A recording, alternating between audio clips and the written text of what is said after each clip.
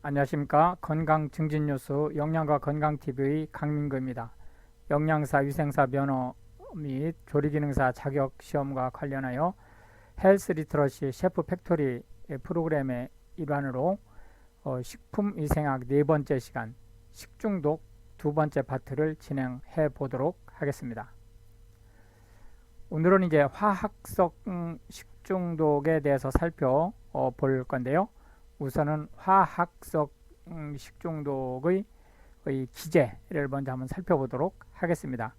화학성 식중독이라고 하는 것은 통상 우리가 중금속의 오염되는 것을 얘기하죠.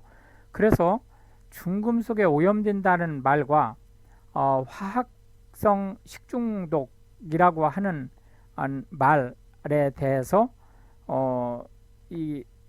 서로 다른 것으로 생각을 하는 경향이 상당히 많아요. 그렇기 때문에 중금속에 오염되는 것도 바로 식중독에 포함된다라고 하는 것을 꼭 기억을 해 주시기 바랍니다. 그런데 여기서 중금속에 오염되는 경로가 꼭 먹는 것만 있는 게 아니고 경피독이 있죠. 즉 피부를 통해서 중독이 되는 경우가 있는데, 여기서 이야기하는 식중독은 원칙적으로 경피독은 해당이 안 되는 거죠. 즉, 왜 식중독이냐? 먹는 거기 때문에 식중독인 거죠. 즉, 이 얘기는 무슨 얘기냐면 중금속 성분이 식품과 함께 인체 내의 구강을 통해서 혼입되는 경우를 얘기하는 거예요.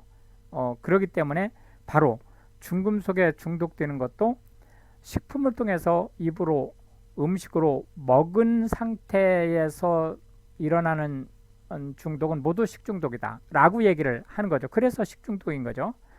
단 우리가 이 중금속 오염에 대해서 식중독이라는 개념을 갖기가 어려운 이유는 왜 그러냐면, 통상 우리가 식중독 걸렸다 그러면은 몇 시간에서 며칠 사이에 난리법석이 나잖아요. 그런데 이 중금속 오염은 통상 뭐 짧아야 10년, 길면은 30년, 40년 걸리거든요. 그러니까 식중독이라는 개념을 갖기가 어렵다라고 하는 점을 기억해 주시기 바랍니다. 화학성 식중독의 원인을 주로 보면 식품 제조, 가공, 보존 중에 고의 또는 과실로 첨가하는 것이죠. 그리고 이제 또 생각지 않게 유입되는 경우가 있어요. 여기서 유입된다라고 하는 것은 허용되지 않은 첨가물을 얘기하는 거죠. 여기서 고의로 추가한다? 이런 일이 있을 수 있을까요? 예, 그렇죠. 예를 들자면 이제 원래 정규 허가된 식품 첨가물에 비해서 너무나 싼, 정말로 싼 어떤 재료가 있다고 쳐요. 그러면 그걸 불법으로 사용할 수 있다는 거죠. 워낙 경제적이라고 생각하기 때문에 그런 부분이 이제 고의로 추가될 수 있다는 것. 그 다음에 두 번째로는 식품의 제조 과정 중에 우연히 혼입되는 경우가 있어요. 예를 들어서 뭐 열매 포함돼서 들어간다든지 이런 형식을 얘기하는 거죠. 그리고 이제 세 번째로는 기구나 용기, 포장 재료의 소재가 녹아서 식품으로 이행되는 경우를 얘기할 수 있겠고요. 네 번째로는 식품 제조, 가공, 보존 중에 변이성 물질이 생성됨으로써, 예를 들어서 다환, 방향족 탄화수소나 니트로사아민이라든지 이런 것들이 생성됨으로써 생기는 문제가 있을 수 있고, 마지막으로 환경오염물질로 식품에 잔류되는 경우, 예를 들어서 유해 금속, 농약, 방사성물질, 유해 유기화합물 이런 것들이 잔류되는 이런 것들을 볼 수 있다라고 얘기할 수 있겠습니다. 강론을 한번 보겠습니다. 첫째로 이제 AS라고 표시되는 비소는 순도가 낮은 식품 첨가물 중에 불순물로 혼입되는 경우에요. 간장 중독 사건이나 조제 분유 사건 이런 것들이 사례가 있었고, 대표적으로 도자기, 범랑 제품의 안료로 식품에 오염이 되고 비소재 농약을 그 밀가루인 줄 알고 오용 섭취하는 사례도 있었습니다. 이 비소 중독의 증상은 급성 중독의 경우에 37 내지 38도의 고열, 식욕부진, 구토, 탈수, 복통, 체온, 혈압이 저하되는 증상을 나타내고요. 만성 중독, 이 만성 중독이 무서운 거예요. 만성 중독의 경우 흑피증이라고 해서 색소 침착이 일어나는 경우, 그 다음에 피부 발진, 불구스름하게 일어나는 거죠. 그 다음 빈혈, 피가 이제 부족해지는, 그 다음에 이제 손발이나 피부에 각화 현상, 각화 현상이 뭐죠? 예, 껍데기가 이제 단단해지면서 각질이 생기는 그러한 거를 얘기한다. 이렇게 이제 말할 수 있겠고요. CU라고 표시되는 구리를 한번 보겠습니다. 조리용 지구 및 식기에서 용출되는 구리녹에 의한 식중독. 이게 통상 청동에서 많이 발생을 하기 때문에 녹청이라고, 청색 녹이 든다는 얘기죠. 녹청이라고 얘기하는 거고요. 녹색 채소 가공품의 발색제로 사용하는 황산구리가 남용될 경우에 바로 구리 중독이 심하게 일어날 수 있다. 구강, 입이죠. 입에 막 그 매운 것을 먹은 때처럼 열이 생기고 메스껍고 구토가 생기고 두통, 발한이 뭐죠? 추위, 그 오한이 난다는 얘기죠. 경련, 간세포의 괴사, 간에 색소가 침착되는 이런 것들이 있는데, 단지 이제 구리는 그 축적성이 없기 때문에 만성 식중독은 많이 발생하지 않는다라고 이제 볼 수 있겠습니다. CD로 표시되는 카드뮴, 아연 제련 공장 등의 폐수, 광산 폐수에 함유되어 있고요. 이 카드뮴의 유명한 질환이 이타이병이에요. 이타이라는 말이 이따이라고 하죠. 일본 말로 아프다라는 뜻이에요. 아이고 아파 이런 뜻입니다. 각종 식기에 도금하는 도자기나 범랑이, 이것도 마찬가지로 앞에서 비소에서도 나왔었죠. 용출되고 특히 산성 용액에서 용출이 잘 된다. 카드뮴이 만성 중독 시에 허리 통증, 보행불능, 골연화증, 신장 세뇨간의 기능장애로 인한 단백뇨, 여성에게서는 특히 발병률이 높다라고 하는 것 확인하고 넘어가 주시기 바랍니다. HG라고 하는 수은, 옛날에 우리가 그 쓰던 그 빨간색 온도계 있죠? 이게 이제 사실은 그 수은으로 만들어진 거죠. 원래 수은은 은색이지만 이제 염색해서 쓰는 경우, 지금은 이제 그 수은으로 그 만든 그 애기용 체온계, 이런 거는 지금 생산을 안 하고 있습니다. 공장 폐수에 오염된 농작물 어패로 섭취 시 발생하는 미나마타병의 원인이고요. 콩나물 배양 시 소독제로 사용이 된다. 사지 신경마비, 연하곤란, 연하가 뭐죠?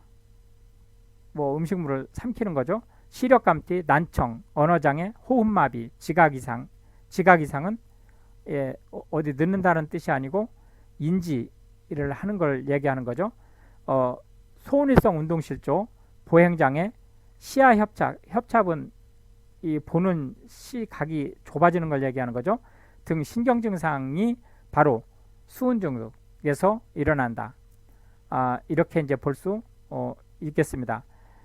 카드뮴은 미나마타병이고, 수은은 다시 카드뮴은 이타이병이고 수은은 미나마타병입니다. 그러니까 그거 체크하시기 바랍니다. 지금 선생님 같은 경우는 이제 카드뮴이 좀 이게 세 자고 이게 수은이 두 자잖아요. 이따이병도 6자고 수은 미나마타는 4자고 하니까 짧은 건 짧은 것끼리, 긴 건 긴 것끼리 이렇게 연결을 해서 이온 기억이 납니다. 참고해 주시고요. 그 다음에 이제 PB라고 얘기하는 이제 납을 보면, 통조림 그 깡통 있죠. 우리가 주석, 그 알루미늄 깡통은 상관없어요. 근데 그 주석 깡통을 얘기하는 거예요. 그 땜질할 때 쓰는 납, 도자기, 옹기, 이류의 유약성분. 옹기가 뭐죠? 그 단지 있죠. 거기에 쓰는 유약성분, 범랑 제품의 유약성분, 이런 데서 이제 검출이 되고요. 이것도 역시 마찬가지로 산성식품에 닿을 때 용출이 심합니다. 뼈 속에서 반감기는 10년, 혈중 납의 반감기는 1개월이죠. 그러니까 뼈에 납이 그 이제 스며 들어갔을 때 훨씬 반감기가 길다라고 하는 것을 알 수 있겠습니다. 거의 한 12배 정도 되는 거니까요. 그 다음에 이제 중독 증상은 헤모글로빈 합성 저해로 인한 빈혈, 구토, 구역질, 복통, 안면 창백해지는 부분. 그 다음에 이제 잇몸의 녹회색이 착색이 일어나는 연연 현상. 그 다음에 연산통, 복부의 선통, 사지가 마비되는 거.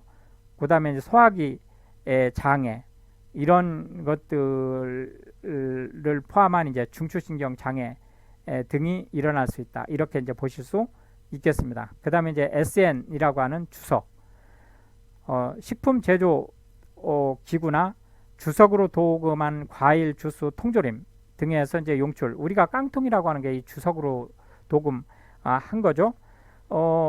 보통 우리가 그 주석을 어디서 특히 많이 볼 수 있냐면 저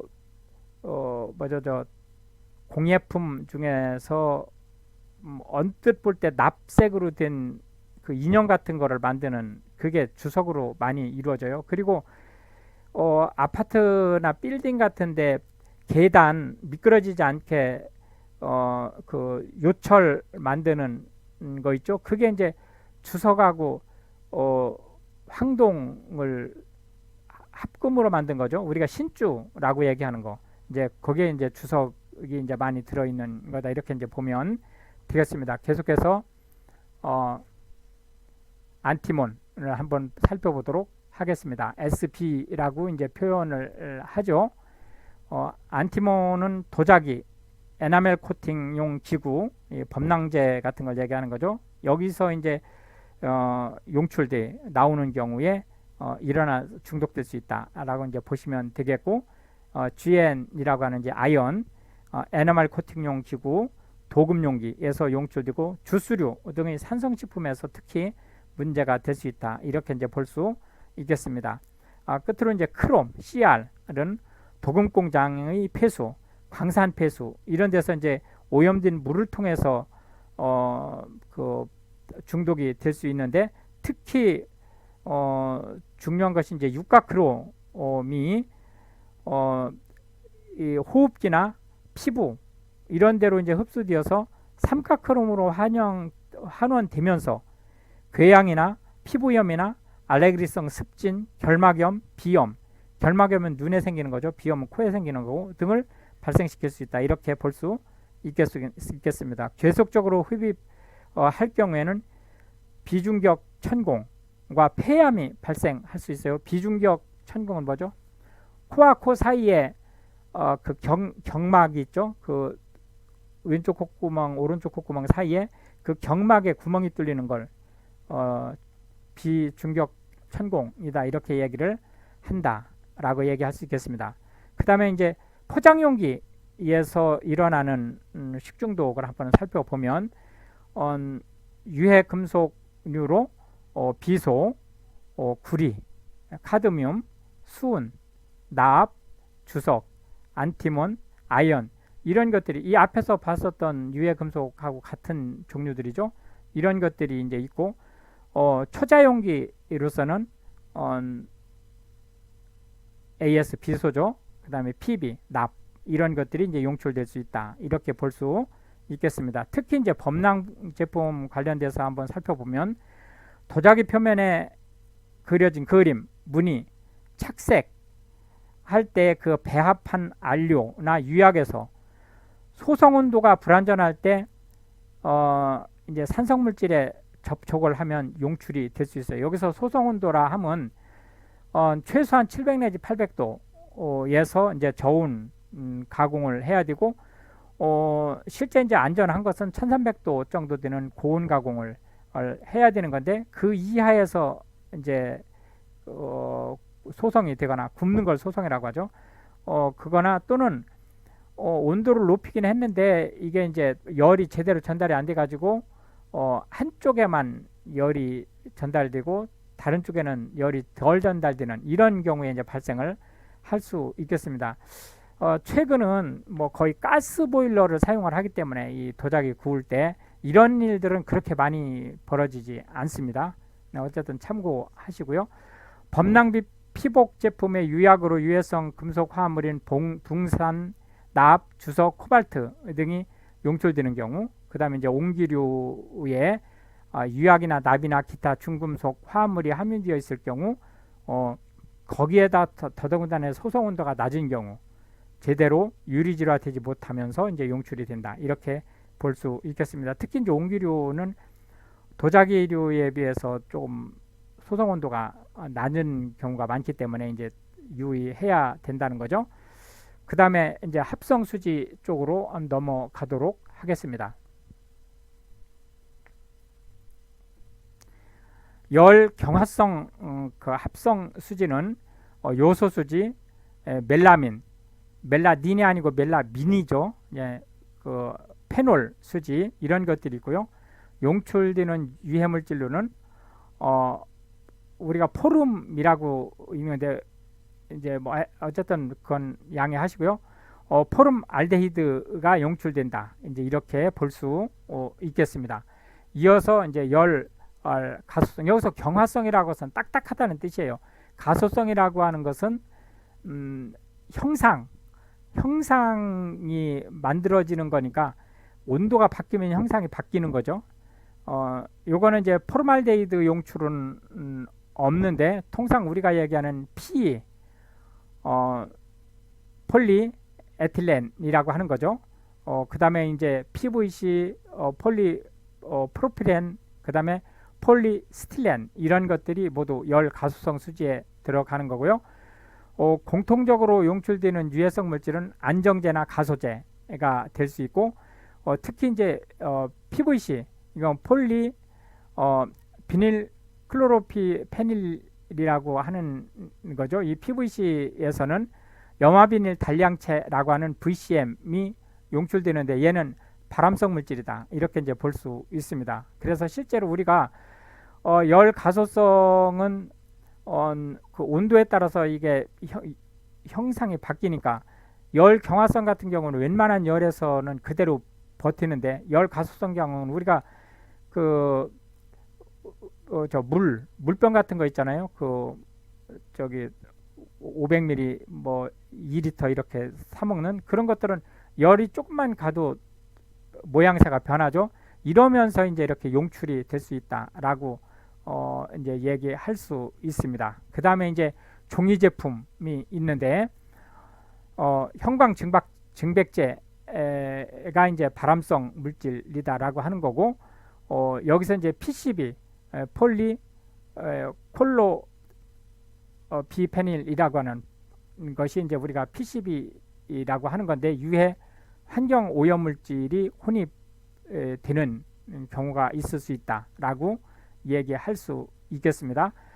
예를 들어서 이제 그냥 단순히 종이로 된 포장지는 상관이 없죠. 근데 우리가 그 우유 곽처럼 종이를 이제 조금 하드하게 하기 위해서 코팅을 하죠. 이제 그런 것들처럼 되는 종이 그 포장 제품을 얘기한다고 얘기할 수 있겠습니다. 계속해서 이제 농약 부분을 한번 보겠습니다. 이 농약에 의한 식중독은 이제 주로 잔류농약과 관련된 거죠. 즉 원래는 그 식물에 농약을 살포한 이후 일정 시간 이후 지나서 수확을 하면 잔류농약이 거의 검출이 안 되죠. 그러나 이제 어떤 사유인지는 모르지만은 이제 그 기준치 이상의 잔류 농약이 이제 발견됨으로써 이제 발생하는 그러한 이제 문제가 된다라고 얘기할 수 있겠는데요. 일단 이제 유기인제를 한번 보시겠습니다. 유기인제는 아주 강력한 맹독성이에요. 물론 그 만성 쪽은 유기염소제가 더 문제가 심하죠. 그러나 급성은 유기인제가 아주 독합니다. 농약 먹고 죽었다 그러면은 통상 유기인제라고 보시면 돼요. 체내 분해가 금방 돼요. 그렇기 때문에 아주 급성이죠. 만성 중독은 거의 일으키지 않는다. 체내 효소인 콜리네스테레스라고 하는 그 효소가 작용 저해돼서 체내 아세트콜린이 축적됨으로써 문제가 생기는 신경성 문제가 생기는 거죠. 중독 증상은 부교감 신경 증상, 즉 메스꺼움, 구토, 발한, 동공 축소 이런 것들이, 그리고 이제 교감 신경 증상으로는 혈압이 상승되는 거, 그 다음에 니코틴 증상으로는 이제 근력 감퇴, 전신 경련 이런 것들이, 그리고 중추신경 마비 증상이 따라올 수 있다, 이렇게 얘기할 수 있겠습니다. 그 다음에 이제 유기인제는 주로 살균제나 살충제를, 살균제가 살충제보다는 조금 더 위험하다고 볼 수 있는데요. 종류는 파라티온 종류, 그 다음에 메틸 파라티온 종류, 그 다음에 이제 말라티온 종류, 그 뒤에 지금 티온이라는 말이 많이 붙어있죠. 그 다음에 DDVP, 그 다음에 다이아지논 등이 유기인제에 해당된다라고 볼 수 있겠습니다. 이거를 이제 달달 외우지는 않더라도 눈에는 익숙해지셔야 돼요. 이게 시험에 나오기 때문에. 두 번째로 이제 유기 염소제를 한번 살펴보도록 하겠습니다. 유기 염소제는 잔류성이 높기 때문에 만성 중독하고 관련된 거거든요. 이거는 이제 살충제나 제초제, 제초제 같은 경우는 특히 이제 폐나 이런 데하고 관련돼서는 아주 그 위험성이 높은 거로 이제 보시면 되겠는데, 지질과 친화성이 높아. 여기서 지질이라고 하는 것은 우리가 기름이나 지방을 한꺼번에 지질이라고 얘기를 하죠. 친화성이 높아서 지방 조직이나 신경 조직에 많이 축적이 된다라고 하는 점. 그 다음에 이제 중독 증상은 신경 독성 물질로 중추신경계에 작용하여 독작용을 일으키는데, 식욕부진, 구토, 두통, 이상감각, 운동마비, 경련 등 중추신경 마비 증상을 초래할 수 있다. 종류로는 DDT 하면은 뭐가 생각나죠? 고엽제, 그 월남전에 얘기했던 그 고엽제 생각나죠? 예, BHC, 알드린 등이 여기에 이제 포함된다라고 얘기할 수 있겠습니다. 계속해서 이제 유기 수은제를 보시겠습니다. 유기 수은제 역시 체내 축적에 의한 만성 중독이 문제가 되는 거고요. 얘는 이제 종자 소독용으로만 사용할 수 있어요. 살균제로. 중독 증상은 알킬 수은 중독인 때는 경련, 시야 축소, 그리고 언어 장애 등의 중추신경 장애가 초래된다, 이렇게 얘기할 수 있겠습니다. 계속해서 이제 유기 비소제를 한번 살펴보도록 하겠습니다. 유기 비소제는 이제 식도의 수축, 목구멍을 얘기하는 거죠. 식도 이제 축소를 가져올 수 있고, 위통, 심한 구토, 설사로 인한 수분 손실 등이 이제 유기 비수제 문제가 될 수 있고요. 얘는 주로 살충제와 살서제는 쥐 잡는 거죠. 예. 그다음 이제 카바메이트제 쪽은 유기염소제가 만성 중독에 이제 심하다 보니까 개를 해결하기 위해서 만들어진 것이 이제 카바메이트제예요. 얘는 이제 살충제나 제초제를 주로 만드는데, 중독 증상으로는 콜린 에스테라제 저해작용을 일으켜서 중독을 일으키고요. 그러니까 신경성이란 얘기죠. 그 다음에 이제 유기인제보다 배설이나 회복 속도는 빠르고 잔류성은 아주 낮습니다. 원래 유기염소제의 잔류성 때문에 카바메이트제가 만들어진 거니까요. 예, 계속해서 이제 유기 불소제를 한번 보시겠습니다. 종류로는 프레톨, 푸솔, 니솔 이런 것들이 이제 유기불소제에 해당이 되고요. 독성이 강해요. 그리고 이제 신장이 아니고 심장입니다. 심장이나 신경 증상 쪽에 이제 유기불소제가 작용을 많이 하고요. TCA가 뭐죠? 에너지 대사, 미토콘드리아를 중심으로 하는 에너지 대사에서 일어나는 것이 TCA 회로죠. 이 TCA 회로의 아코니타제 작용을 저해해서 체내의 구연산을 축적하게 하는 이러한 이제 일이 유기불소제에 의해서 일어난다고 볼 수 있고, 심장장애, 중추신경 증상, 30분 내지 2시간이 지나면 구토, 복통, 경련, 장, 방광, 점막의 침해, 뼈 성장 저지, 심하면 보행 및 언어장애, 마비성 경련과 심신장애 등이 초래될 수 있다. 이렇게 얘기할 수 있겠습니다. 계속해서 유해성 식품 첨가물에 대해서 살펴보도록 하겠습니다. 유해성 식품 첨가물 중에서 일반적인 사항, 즉 유해 감미료 부분을 한번 보시겠습니다. 감미료는 설탕과 같은 단맛을 내는 식품 첨가물이죠. 예, 첫째로 이제 둘신이라고 하는 것이 있는데, 냉수보다는 온수에 잘 녹고 설탕의 250배에 이르는 감미 효과를 가져올 수 있습니다. 얘는 장내 세균에 의해서 피아미노페놀이 생성되고 소화효소에 대해서 억제 작용을 하기 때문에 소화불량을 일으키죠. 혈액독, 중추신경장애, 간장장애, 신장장애 이런 것들을 일으킬 수 있다. 지금 얘기하는 것들은 모두 사용이 금지된 식품 첨가물입니다. 그 다음에 시칼라메이트라고 하는 것이 있죠. 설탕의 40 내지 50배의 감미료고요. 열, 햇빛에 안정되고 청량감을 주죠.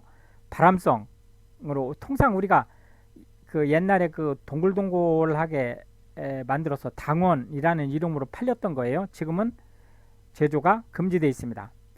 계속해서 파라니트로 톨루딘이라고 하는 것을 보면 설탕의 200배의 감미료고요. 위통, 식욕부진, 메스꺼움, 권태, 폭발당, 살인당이라는 오명을 쓰고 있는 거예요. 역시 마찬가지로 현재는 금지되어 있습니다. 계속해서 페닐라틴을 한번 보시도록 하겠습니다.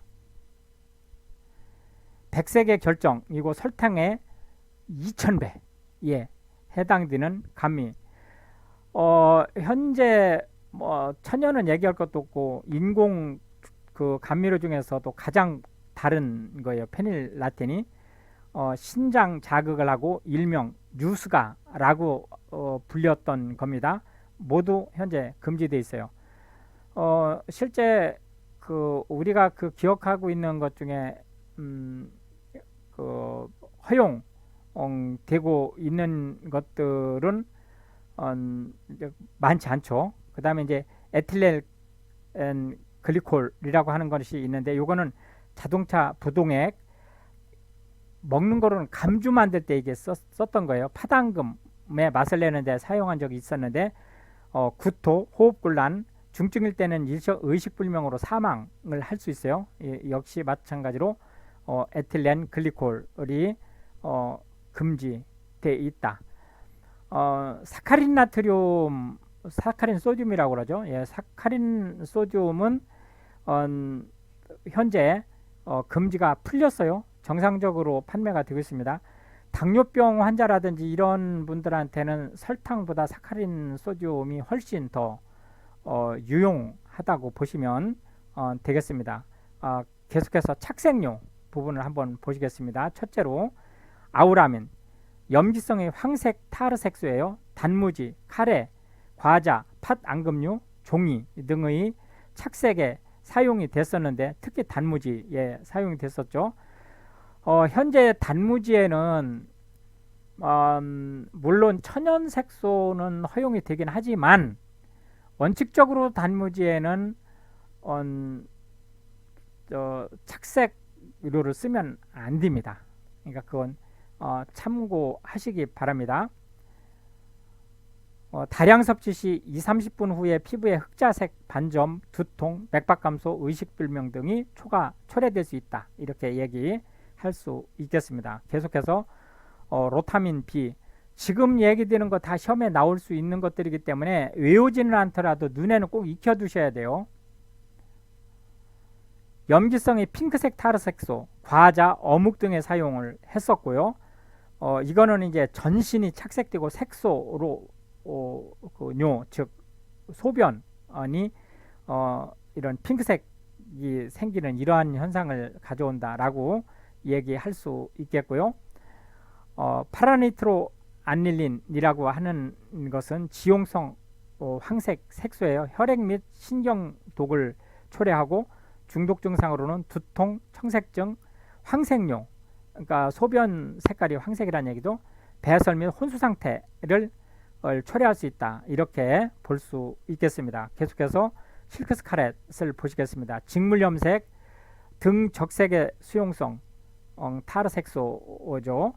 등 적색은 딱 적색이 아니라도 적색과 유사한 그런 색깔이라는 의미죠.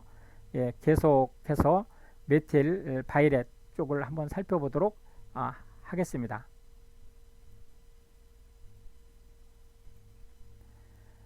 팥 앙금이나 자색을 내는데 이제 사용이 됐었죠.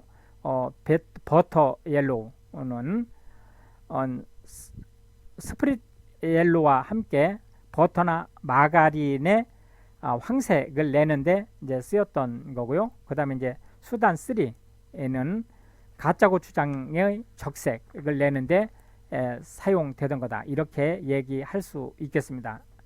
계속해서 이제 보존료를 보시겠습니다. 이게 지금 다 금지된 거기 때문에 외우지는 않더라도 이름은 꼭 눈에 익숙해지셔야 됩니다.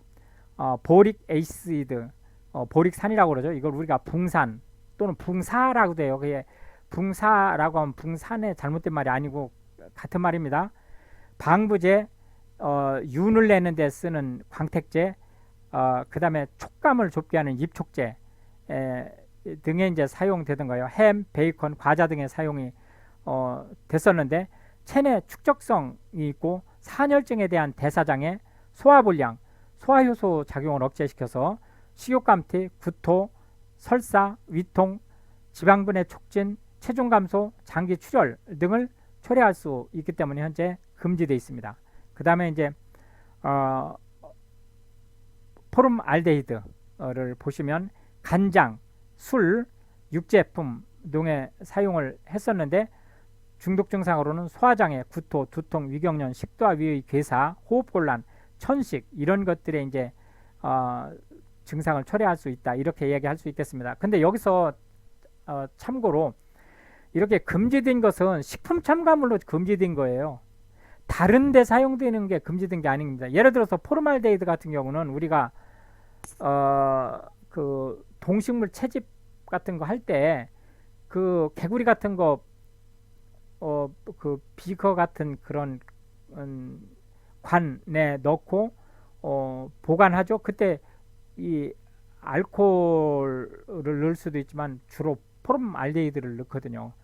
그러니까 이게 사용이 전면 금지된 게 아닙니다. 식용으로 금지된 거예요. 그러니까 그거를 그 기억해 주시기 바랍니다.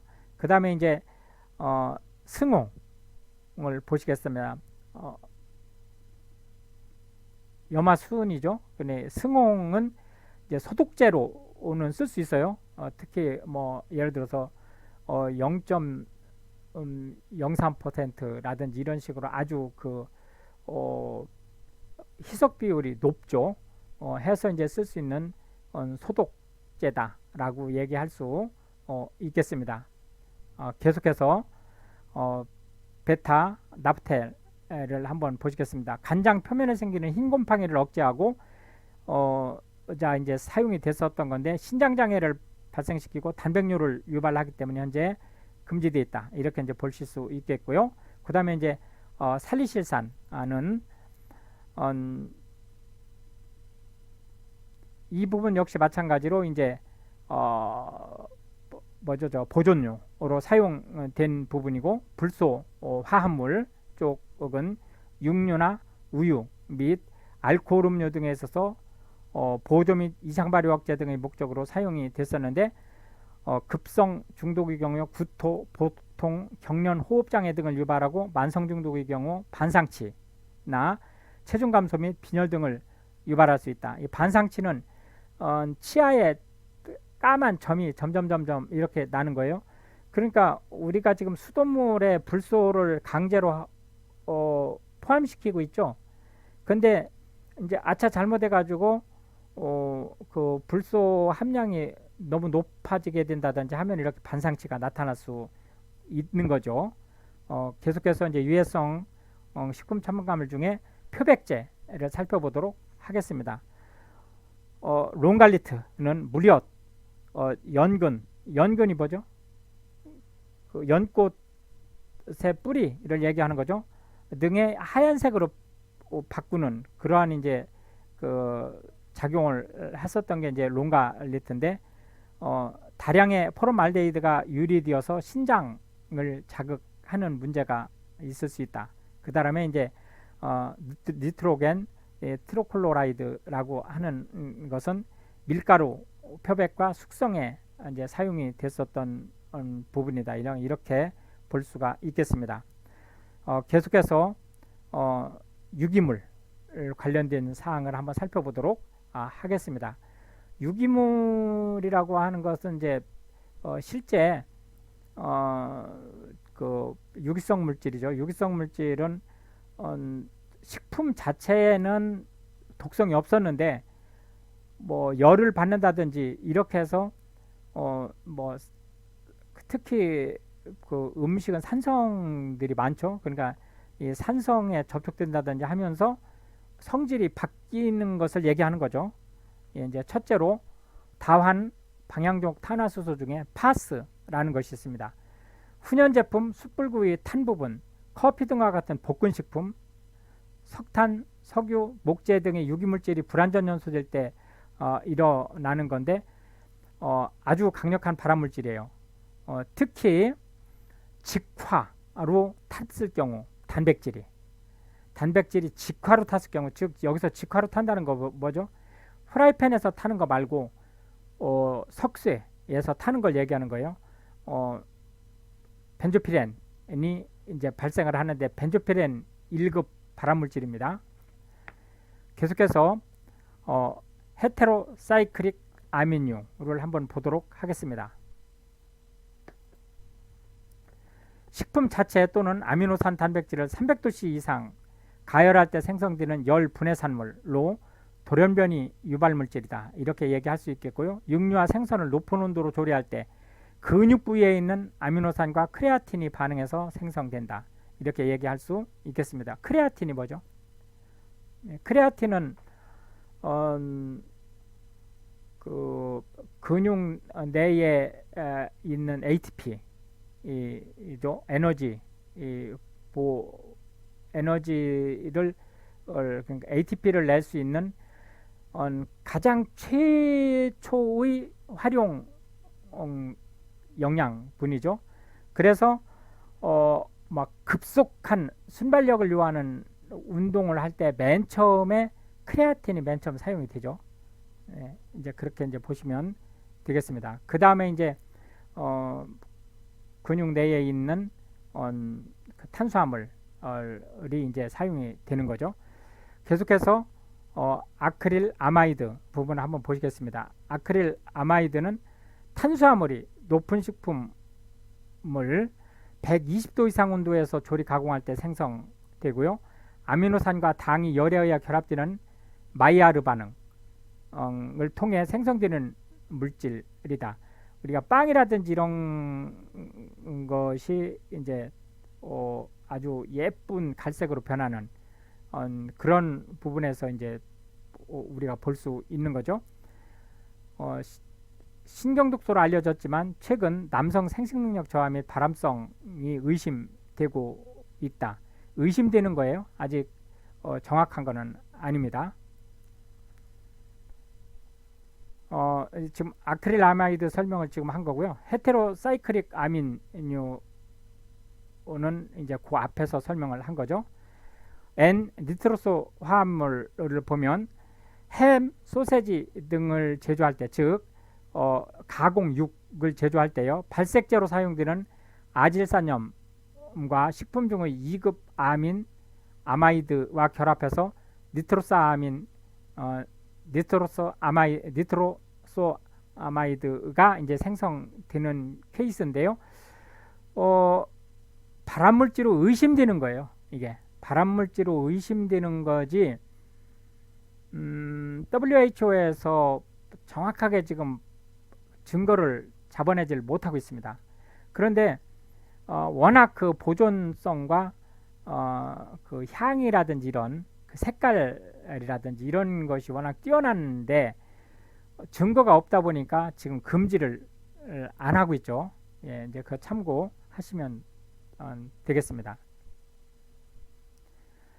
계속해서 유기성 그 식품 화학물 중에서 지질 과산화물과 그 분해 생성물을 한번 보시겠습니다. 지질의 자동 산화로 인한 과산화물을 얘기하는데요. 유지, 즉 기름기를 얘기하는 거죠. 예를 들어 버터라든지 이런 걸 얘기하는 거예요. 이런 걸 이제 가열할 때 발암물질은 말로넬디하이드라고 하는 것이 이제 생성될 수 있다는 거죠. 예, 이제 그거 참고로 하시고요. 그 다음에 이제 과실주, 우리가 포도라든지 뭐 이런 거 포도를 이제 따서 그거를 이제 발효시켜 가지고 포도주를 만드는 거 말고 우리가 얘기하는 뭐 소주 같은 데다가 이 과일을 담궈서 만드는 그런 걸 얘기하는 거죠. 과실주 중의 알코올 발효 시 펙틴으로부터 생성되는 건데요.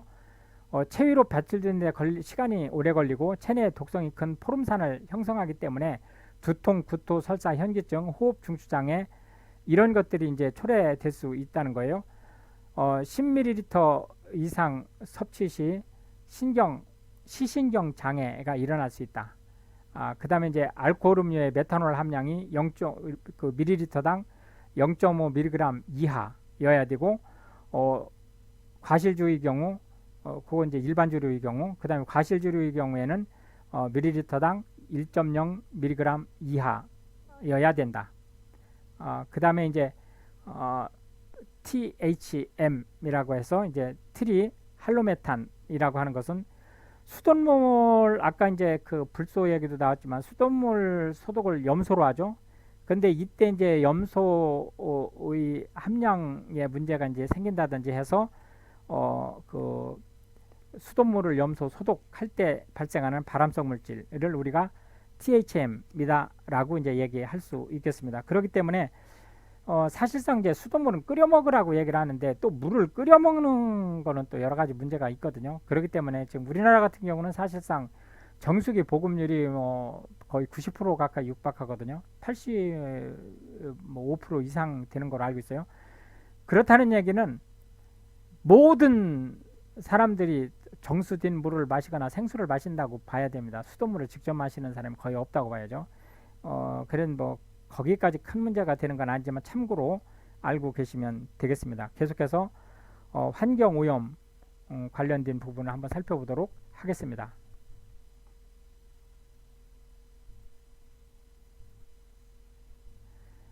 우선 이제 PCB 부분을 한번 살펴보면은 PCB의 일반적인 특성을 보면 화학적으로 매우 안정된 건고, 이제 지용성, 이제 기름에 녹는 거죠. 그리고 불연성, 타지 않아요. 내약품성, 내열성이 강한 거죠. 전기가 통하지 않는 절연성이 있고, 열 전도성은 아주 우수합니다. 상온에서 적당한 점성을 가지는 액체라고 이제 볼 수 있겠고요. 화학적으로 내산, 내알칼리성이에요. 그러니까 뭐 그 사용하기, 식품 용기나 이런 거로 사용하기 아주 좋은 거죠. 열매체, 인쇄용 잉크, 윤활유, 변압기, 콘덴서 가소제 등으로 사용이 되고 있습니다. 그 다음에 이제 방사성 물질 중에 이제 세슘, 요거 저 PCB 조금만 더 보고 가겠습니다. PCB하고 관련돼서 이제 지금 우리가 제일 많이 그 거론될 수 있는 것 중에서 미강류 중독 사건이라는 것이 있는데요. 미강류의 탈취 공정 중 열매체로 사용을 하다가 이제 문제가 생긴 사건이에요. 이 중독 증상에서는 인체 지방 조직에 축적돼서 얼굴이나 가슴 등의 부스럼, 피부 발진, 눈의 지방 증가, 입술, 손톱의 착색, 발진, 두통, 관절통 및 흑색화, 체중 감소, 손발 저림, 과다 노출 시에는 간기능 장애 등이 유발되는 것으로 이제 보고되고 있습니다. 계속해서 방사성 물질 중에 이제 세슘을 한번 보겠습니다. 세슘은 CS137이라고 표시하죠. 물리적 반감기가 30년. 화학적 성질이 칼륨과 우리가 포타슘이라고 얘기하는 거예요. 칼륨과 비슷하며 전신 근육에 분포하고 있습니다. 체내에는 베타나 감마선이 장시간 방사할 경우 체사포, 특히 생식세포의 장애를 일으킨다. 이렇게 얘기할 수 있겠습니다. 그 다음에 이제 스트론튬 CR90이라고 하는 거는 물리적 반감기가 28년, 사람 체내 반감기는 전신이 35년, 뼈는 50년이에요. 화학적 성질이 칼슘과 비슷하며 뼈에 축적되는 거죠. 체내 흡수 시 골수가 장기간 베타선 노출 시 조혈 기능이 장애가 있고 백혈병, 골수암 등의 그 원인이 되는 거로, 이게 이제 전자제품 공장에서 주로 문제가 많이 되고 있는 거라고 보시면 되겠습니다. 그 다음에 이제 I131이라고 표시되는 요오드는 반감기가 8일로 짧아요. 그렇기 때문에 이 I131 같은 경우는 환경오염물질 중에서 빼는 경우가 많이 있어요. 근데 참고하시기 바랍니다. 갑상선의 축적에서 베타 감마선 방사 시에 갑상선 기능장애를 일으킬 수 있고요. 축산물에 의한 2차 오염이 가능하다. 이렇게 이제 볼 수 있겠습니다. 계속해서 내분비 교란물질을 한번 살펴보도록 하겠습니다. 내분비 교란물질은 사람, 동물의 내분비 호르몬과 비슷한 작용을 하는 외인성 화학물질로 이제 생식장애, 암, 발육 이상, 면역계 이상 이런 것들을 이제 일으키는 효과를 가져옵니다. 여기에 종류로는 다이옥신, PCB, DDT, 프탈산 유도체, 비스페놀 A, 스티렌 다이머, 스티렌 트리머, 벤조피렌, 수은 이런 것들이 있다고 볼 수 있고요. 이거 이제 특징을 보면 아주 작은 양으로도 작용이 가능하고 강한 지용성이므로 지방 조직이나 이런 데 이제 축적이 돼서 반감기를 늘리는, 그래서 반감기가 길죠. 이런 이제 문제가 발생할 수 있다라고 얘기할 수 있겠습니다. 계속해서 프탈레이시드 에스테리오를 한번 보시도록 하겠습니다. 프탈산 에스테르는 이제 그 향이 나는 걸 얘기하는 거죠.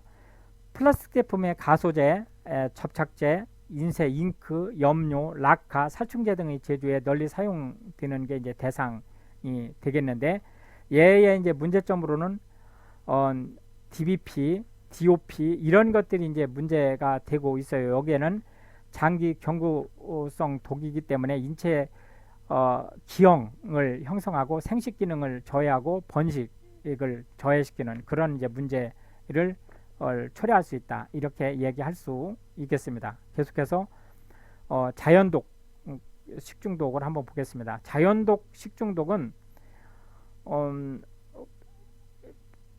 이렇게 이제 묻어 들어오거나 또는 어떤 그 화학적 그 기제, 뭐 열이라든지 이런 거에 의해서 생성되는 것이 아니고 음식 자체에 포함된 독성이에요. 이제 식물성과 동물성으로 나눌 수 있는데, 먼저 식물성 관련된 부분을 한번 쭉 살펴보도록 하겠습니다. 첫째로 독버섯의 경우 무스카린, 무스카리딘, 팔린, 콜린, 아마니타톡신, 유린, 필주톡신, 아마톡신 이런 것들이 이제 여기에 해당되는데요. 무스카린의 경우 독성이 매우 강하고 점액을 분비하고 호흡곤란을 초래하고 위장경련, 구토 등을 이제 초래한다. 이렇게 볼 수 있겠고요. 땀버섯, 광대버섯, 붉은 광대버섯에 이제 무스카린이 많이 분포한다. 이렇게 말할 수 있겠습니다. 무스카리딘은 뇌증상, 동공 확대, 이런 것들이 이제 있는데 광대버섯의 독성분이라고 볼 수 있고요. 콜린은 아주 다양한 버섯에서 발생할 수 있는데 무스카린과 중독 증상은 유사합니다. 그 다음에 이제 팔린을 살펴보면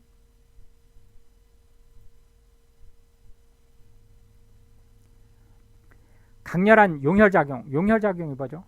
피를 녹이는 것, 적혈구를 녹이는 거죠.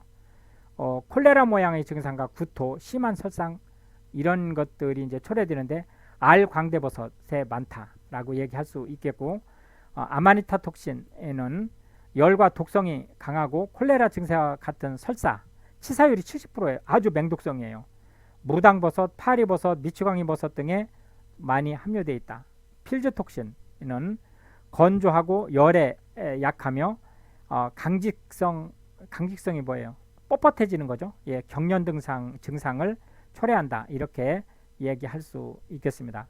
계속해서 이제 독버섯의 종류를 증상별로 한번 살펴보면 위장 증상을 일으키는 위장형 중독은 위장염을 일으키고 식후 1-2시간 뒤에 구토, 복통, 심한 설사 등의 증상으로 가장 흔하게 발생하는 거예요.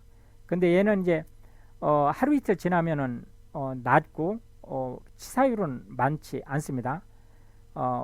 땀버섯, 화경버섯, 무당버섯, 삿갓 외대버섯 이런 데 이제 무스카린이 원인이 된다. 이렇게 얘기할 수 있겠습니다.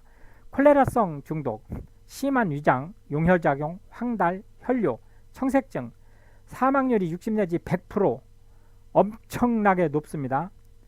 팔린, 아마니타 톡신 이런 것들을 함유한 알 광대버섯, 도구산버섯, 무당버섯, 파리버섯 이런 것들이 이제 콜레라성에 속한다. 이렇게 볼 수 있겠습니다. 뇌중형 중독은 뇌나 중추장애, 동공축소, 발한, 허탈, 신경증세 이런 것들을 초래하는데 무스카리딘이 포함된 광대버섯, 필즈톡신이 포함된 광대버섯, 마귀버섯 이런 것들이 원인이 된다. 이렇게 얘기할 수 있겠습니다.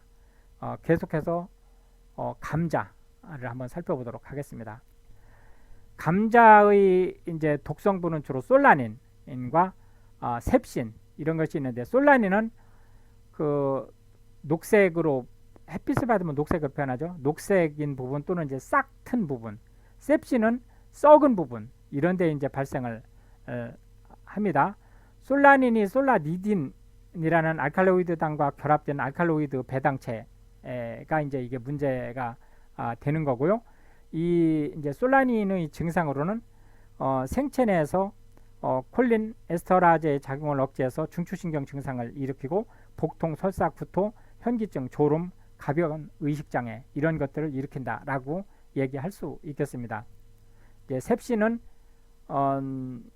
썩은 감자, 솔라닌은 싹튼 감자나 푸르게 변한 감자에서 이제 발생하는 거라고 이제 보시면 되겠고요.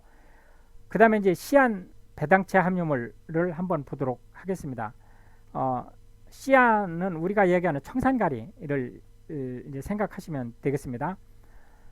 우선 이제 아미그달린, 파세오로나틴, 리나마린, 듀린, 텍시파일린 이런 것들을 이제 볼 수가 있는데요. 얘의 이제 중독 증상을 살펴보면 두통, 구토, 소불량, 설사, 복통 등의 소화기계 증상, 심하면 이제 호흡곤란, 전신의 경직성 경련, 중증인 경우 호흡중초마비로 사망에 이른다. 우리가 사이나라고 하잖아요. 이게 시한배당체를 얘기하는 거죠. 이 사이나 꽝 잡을 때 옛날에 많이 사용했었던 건데 아주 독극성이에요. 예, 계속해서 목화 관련된 부분 한번 보도록 하겠습니다. 목화는 우리나라는 지금 거의 심지 않기 때문에 큰 문제가 되진 않지만 그 목화 씨나 또는 그 목화 씨에서 짠 그 기름을 정제를 해야 되는데 그 정제가 잘못됐을 경우 문제가 발생하는 거예요. 그 독성이 고시폴이라고 하는 독성이 이제 포함되어 있다. 이렇게 얘기할 수 있겠습니다. 우리가 아주까리라고 하는 피마자, 얘는 리신닌의 알레겐이라고 하는 이제 독성이 포함되어 있다. 이렇게 이제 보실 수 있겠고요. 기타 내용들 이것도 모두 다 눈에 익숙해지셔야 돼요. 이게 다 시험에 나는 거기 때문에 꼭 눈에 외우진 않더라도 눈에 꼭 익숙해지셔야 됩니다. 동미나리의 식큐톡신, 독 공목의 튜틴, 코리아마이틴 이런 것들이 구토나 경련작용을 일으킬 수 있고 불순나무에 시키마인, 시키미톡신, 하나모닌에 이런 것들이 이제 포함될 수 있고요. 미치광이풀, 가시동말풀에 효스 사아민에 또는 아트로핀에 스코폴라민 이런 것들이 이제 여기에 포함된다라고 할 수 있고 우리가 이 문제와 관련해서 심각한 게 뭐냐면은 이걸 우엉하고 외관이 비슷하기 때문에 중독에 생각보다 많이 걸릴 수 있습니다. 그러니까 그 점 꼭 유의해 주시기 바라겠습니다. 그래서 단체급식소나 이런 데에서는 그 시장에서 정규 루트를 통해서 유통되지 않는 식품은 취급하지 않는 게 제일 좋은 방법이에요. 예, 계속해서 밭꽃을 보면 아코나틴, 메사콘틴 이러한 이제 독성들이 있고요. 꽃무릇을 보면 꽃무릇은 일반 우리가 먹는 무릇하고는 조금 다르죠. 꽃무릇을 우리가 상사화라고도 얘기를 해요. 잎하고 꽃이 따로 피죠. 이제 라이코린의 맹독성 알칼로이드 이런 것들이 이제 여기에 포함이 되고요. 독보리에 이제 테물린, 그 다음에 대두, 완두콩, 강낭콩 이런 것들에 이제 트립신 저하제나 사포닌. 그래서 이제 그 콩국수 같은 거 하면은 그 거품이 많이 나죠. 꼭 그 인삼처럼 이게 사포닌 성분 때문에 그렇죠. 고사리에 탈킬로사이드, 그 다음에 벌꿀에 엔트로메도톡신, 엔드로메도톡신 때문에 만 1세 이전, 그러니까 12개월이 경과되기 이전에 어린 아기들한테는 벌꿀을 먹이지 않는 게 좋습니다. 그 신생아들은 이 엔드로메도톡신에 대한 저항력이 없어요.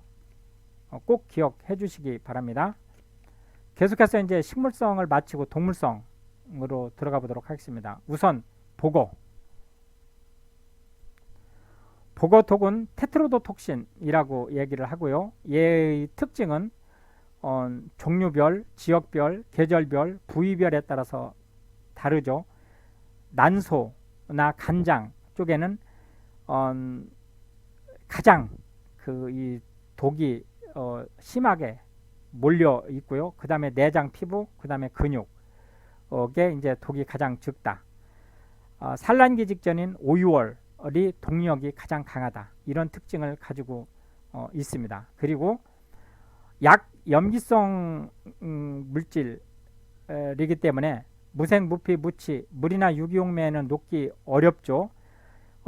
일광이나 열에 안정되어 있기 때문에 끓여도 독성이 사라지지 않습니다. 강산이나 강알칼리에 쉽게 분해된다. 그래서 수산화나트륨, 우리가 양잿물이라고 하죠. 이 4% 수산화나트륨 용액에서 중화됩니다. 참고로 알고 계셔야 돼요.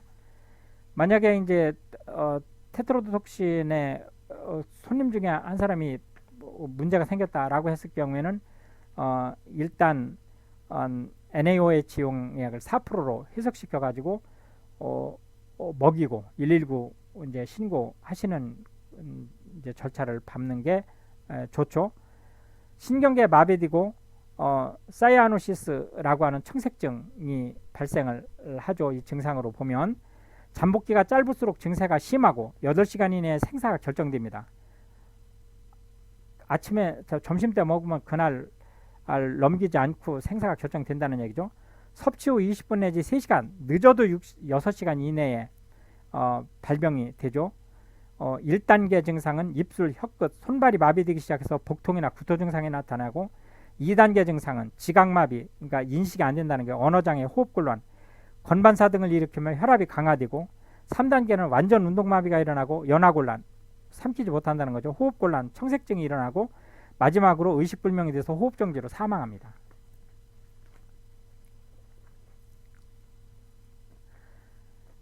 이 테트로도톡신의 예방, 이거 워낙 중요하기 때문에 보거 취급 관련된 거는 자격 및 면허를 따로 주죠.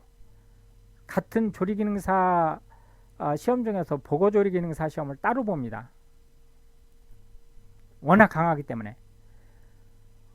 독성분 섭취 시에 하제를 사용을 하고 가급적 산란기에는 하제가 뭐죠?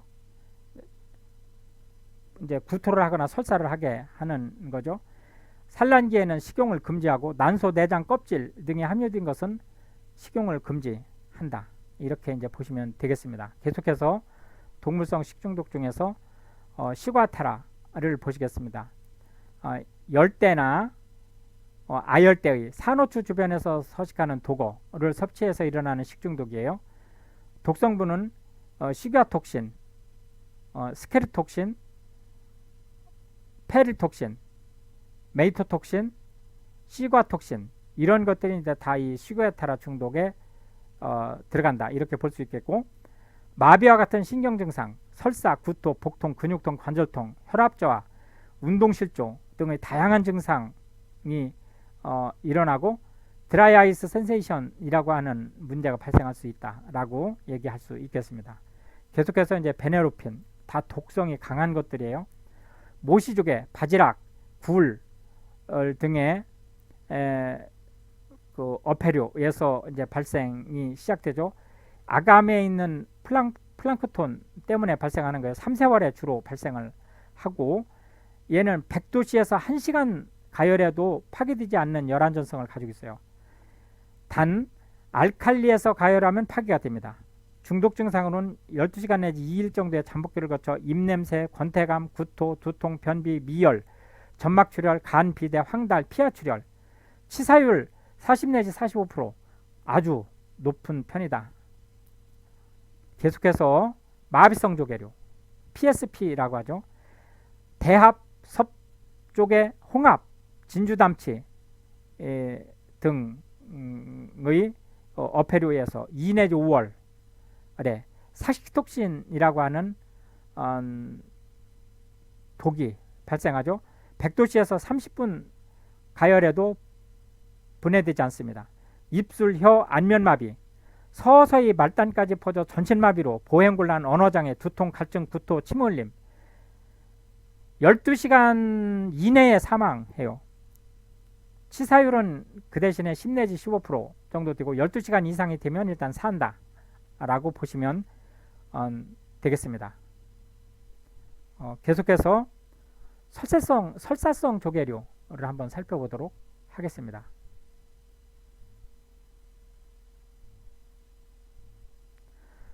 설사성 조개류의 원인 식품은 검은 조개, 모시조개, 홍합, 큰 가리비, 백합 등의 이제 어패류에서 일어나고요.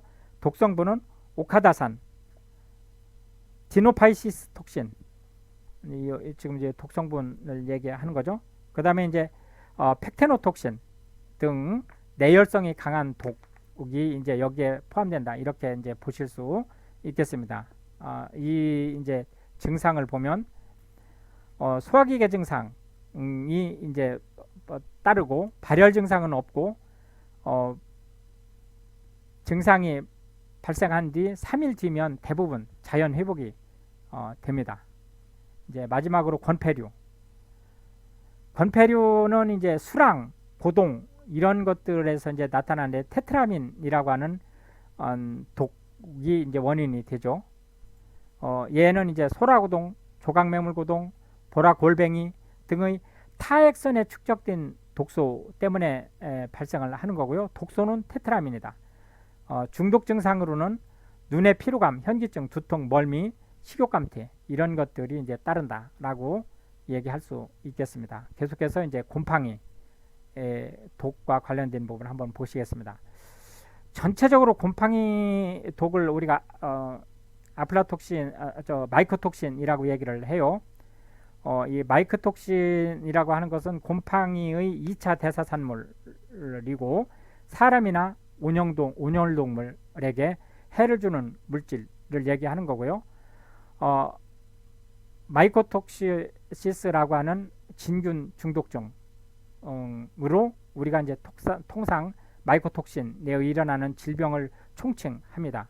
즉 곰팡이 독, 즉 마이코톡신에 의해서 일어나는 증상을 마이코토시코시스라고 얘기를 한다라는 거죠.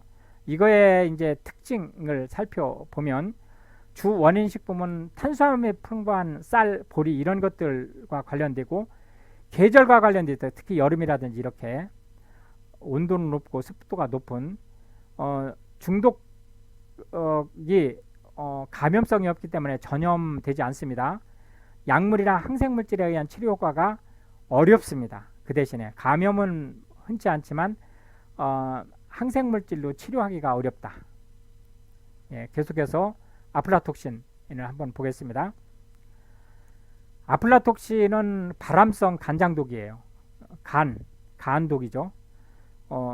얘의 곰팡이는 아스파질러스 플레버스, 아스파질러스 파라시티쿠스가 이제 주로 이 아플라톡신을 발생시키는 곰팡이다.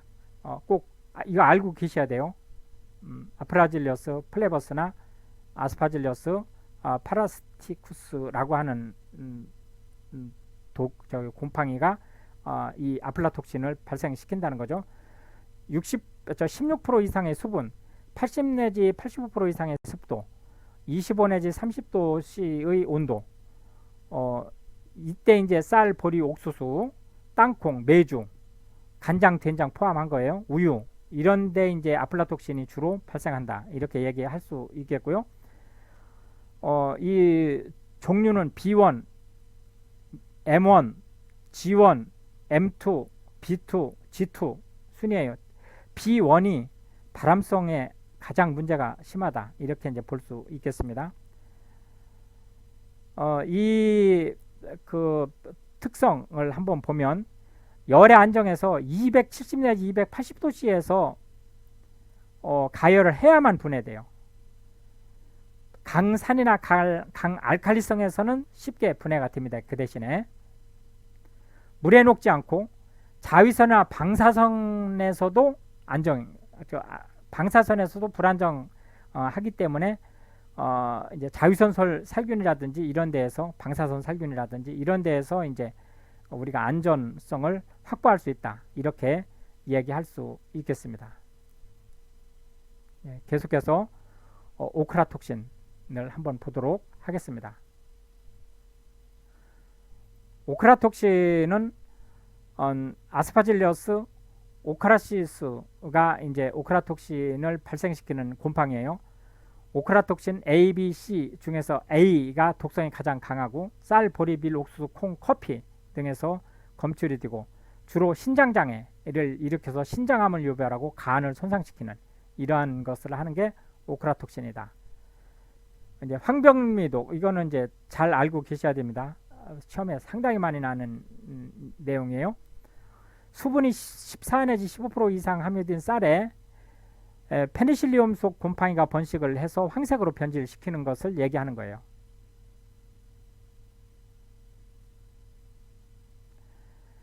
동남아시아산 쌀 아래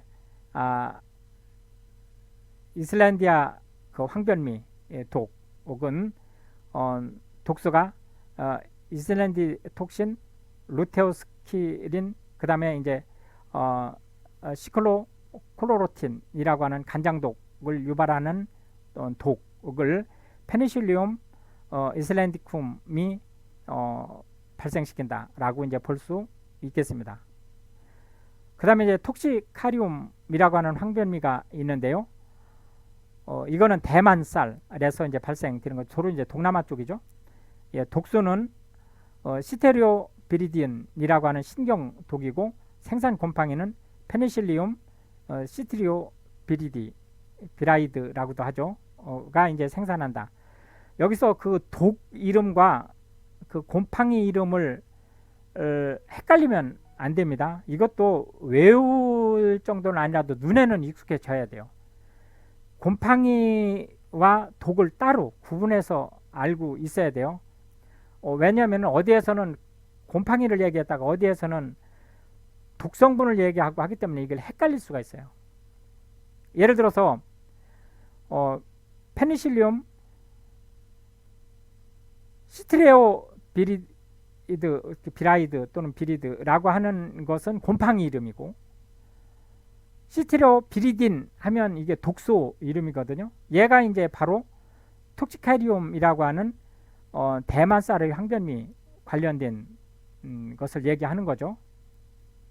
계속해서 타이 항변미, 태국쌀을 얘기하는 거죠. 이거는 시트리닌이라고 하는 신장독의 독소고, 생산 곰팡이는 페니실리움 시트리넘이다. 주로 독소 이름에는 뭐뭐인 이렇게 붙고, 그 곰팡이 이름에는 뒤가 쿰, 눔, 라이드, 리드 이런 식으로 이제 붙는 것을 이제 볼 수가 있습니다. 계속해서 이제 파툴린을 한번 살펴보도록 하겠습니다. 파툴린은 주로 특히 이제 기억을 하고 계실 게 이제 사과에서 이게 많이 발생을 하거든요. 그렇기 때문에 과일 주스, 쌀, 밀, 콩, 간장, 미역 이런 것에 이제 그 발생을 많이 하는데, 산에는 안정해요. 이 생산 곰팡이는 페니실린 속의 파툴럼이라고 하는 종이 이제 파툴린 곰팡이 독을 발생시킨다라고 볼 수 있겠고요. 곰팡이 독소로 오염된 메가 뿌리를 보리싹을 얘기하는 거죠. 사료로 먹은 젖소가 집단 식중독을 일으킨 페니실륨 속이 생산한 신경독소로 작용을 한다. 이렇게 이제 발생 기전을 살펴볼 수 있겠습니다. 계속해서 푸사리움 속을 한번 보시겠습니다. 푸사리움 속에 첫째로 이제 트리코테넷에게 독소에 의한 중독을 보면 독소는 T2 톡신, 데옥시니발레놀 등이 이제 이 트리코데세네의 독성이다라고 이제 볼 수 있겠고요. 그 다음에 이제 식중독성 무백혈증을 일으키는 것으로는 스프로푸사리오진인이라고 하는 것, 그 다음에 뭐 그 정도로만 일단 넘어가죠. 그 다음에 이제 세 번째로 제랄레논에 의한 중독을 한번 살펴보겠습니다. 오염된 옥수수, 보리 등에서 검출되고 자궁, 비대, 발정 증후군, 불임 및 유산 등의 생식장애를 초래한다. 이렇게 볼 수 있겠습니다. 마지막으로 이제 푸무니신에 의한 중독을 보면 사람에게 식도암을 유발한다. 이렇게 이제 볼 수 있겠습니다. 계속해서 맥각독을 한번 보시겠습니다. 맥각독은 이제 보리하고 관련된 거니까요. 뭐 이 식물 보리도 있지만은 이제 그 술 제조용이라든지 이런 데서 이제 볼 수 있는 거죠. 생산 곰팡이는 클레비셉스 펄퍼리아라고 하는 것이 이제 균핵은 엘고트를 생산을 함으로써 이제 발생을 하게 되는 거고, 맥각독의 이제 독소는 에르고톡신, 에르고타민, 에르고메트린 이런 것들이 이제 맥각독의 독소가 되겠습니다. 얘의 이제 증상을 보면 급성 중독으로는 구토, 설사, 복통 등의 소화기계 장애, 두통, 무기력, 경련, 지각 이상 등의 신경 증상, 임산부에게는 유산 또는 조산을 초래할 수 있고요. 만성 중독으로는 사지근육 위축, 경련 발작 등의 경련형, 사지 통증에 의한 괴저 등의 괴저형으로 나눠질 수 있고요. 환각제로 유명한 LSD의 근원 물질이다 라고 얘기할 수 있겠습니다. 이제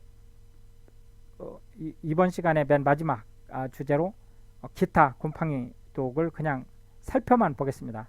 첫째로 스포리데스민은 과민성 피부염 물질이고요. 스테리그마토시스틴은 간장독을, 그 다음에 이제 말토리자인은 신경독을, 그리고 루브라틱신은 간장독을 일으킨다, 이렇게 얘기할 수 있겠습니다. 이렇게 해서 이제 오늘 식중독과 관련된 2부 얘기를 마치고요. 다음 시간에는 이제 식생활 습관과 관련된 부분에 대한 얘기로 진행하도록 하겠습니다. 오늘도 고생 많으셨고요. 감사합니다.